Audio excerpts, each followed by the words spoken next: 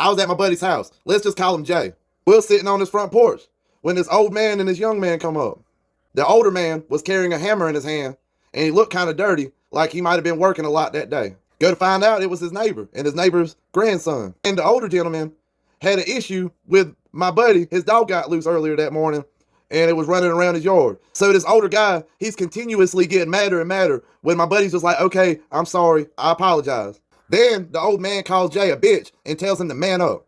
And that's when Jay had enough. He got up in his face and started hollering back at the old man, cussing the old man back out, and the old man's cussing at him. So I decided to get my fat ass up in case I have to break him up from killing the old man. So here I am, Jay's to my left, the old man's in his face right in front of him, and the old man's grandson's behind him. And all of a sudden, the young fella that was behind the old man fussing at my buddy Jay pushes the old man out the way behind him, where the old man's kind of standing in front of me but a little bit back, and pulls out a high point, said I had enough, racks the high point, and sticks it in my buddy's face. At the same time, I seen this going on. I drew my 1911 and pointed at him.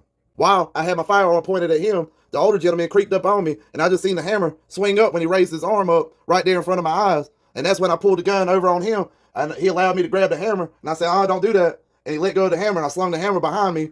At the same time I was doing that, the younger fella pulled his gun on me, and my buddy pulled his gun out and pulled it on the young fella. And I turned my gun back on him. We had like a 3-second Mexican standoff.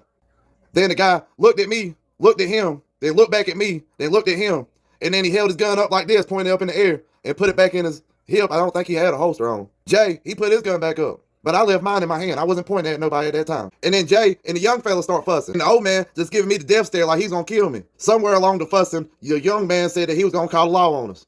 And then Jay said, that's fine. Jay called the law. Apparently they beat us to it because the law went to their house first. And when there's a gun involved, they showed up real quick, like 3 minutes. I mean, it felt like the county just spawned over here. They got my IDs, got my story, got his IDs, got his story, ran our backgrounds, ran our firearms. We was clear to go. Asked if we wanted to press charges on the fella, or really asked Jay if he wanted to press charges on the fella. Jay said no. They said we didn't do nothing wrong, and then they left. Jay's wife found out what happened, and she left work an hour early. Came home, went over to his house, knocked on the door till he answered the door, beat the ever-living hell out that young fella, and then got locked up for it. It was a really crazy event. Happened about 7 years ago. I rarely ever think about it, but I just wanted to share it with y'all. I hope it made sense. Just, I guess the moral of the story is to try to keep your gun on you at all times. You never know when something might pop off. And some people's women are way more scarier than the men.